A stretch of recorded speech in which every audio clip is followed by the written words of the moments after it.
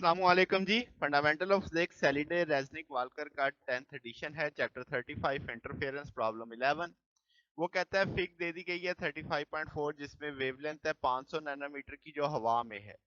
अब उसकी दो वेव्स आ रही हैं। वो कहता है मल्टीपल ऑफ लैम्डा बताओ कि फेज डिफरेंस जो वहां से इमर्ज करेगा अगर एक रिफ्रैक्टिव इंडेक्स 1.5 दूसरा 1.6 और एल की वैल्यू 8.5 माइक्रोमीटर हो। सेकंड केस के अंदर 1.6 एक रिफ्रैक्टिव इंडेक्स 1.72 एक और लेंथ 8.5 माइक्रोमीटर हो। थर्ड केस के अंदर एक वन रिफ्रैक्टिव इंडेक्स 1.59 एक 1.79 और लेंथ 3.25 माइक्रोमीटर हो। तो तीनों मामलात में हमने क्या बताना है? फेज डिफरेंस बताना है, वेवलेंथ की मल्टीपल यानी एक तरह से।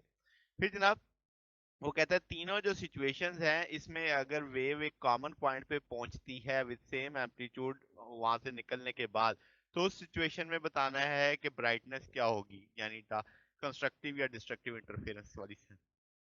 अब जनाब हम टूल जानते हैं फेज डिफरेंस का। n2 माइनस एन वन बराबर है L over lambda n2 minus N one.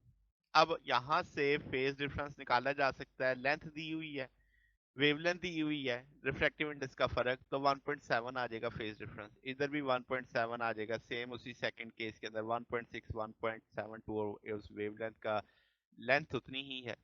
फिर थर्ड केस के अंदर लेंथ कम होगी, 3.25 हो गई, तो ये आपके पास 1.3 पे आ गया। अब अगर देखा जाए तो ये फेज डिफरेंस कोई भी इंटीग्रल मल्टीपल नहीं आया, तो हम कहेंगे फेज डिफरेंस पहले दो केसेस में तो आइडेंटिकल है, तो ब्राइटनेस पहले दो मामलात में तो एक जैसी ही होगी। जो ए सिनेरियो है वही बी सिनेरियो है। मगर थर्ड केस में वो 0.3 है यानी इंटीग्रल वैल्यू, यानी हम कहेंगे कि भाई इफेक्टिव फेज डिफरेंस तो इक्वली होगा, तो हम कहेंगे ब्राइटनेस जो सी केस में होगी वो सेम होगी किस मामले में, ए और बी में।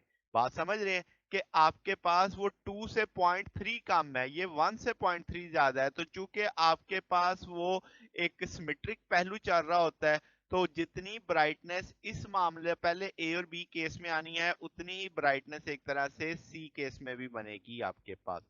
तो ये हमारे पास सोल्यूशन है। अगर आपको इसमें कोई बात पूछनी हो, डाउट हो, नीचे कमेंट्स में पूछ सकते हैं। वीडियो अच्छी लगी हो तो वीडियो को लाइक कीजिएगा, दोस्तों के साथ शेयर कीजिएगा, चैनल को सब्सक्राइब कर दीजिएगा। अब तक के लिए इतना ही, बाकी इंशाल्लाह नेक्स्ट देखेंगे। ओके, अल्लाह हाफिज।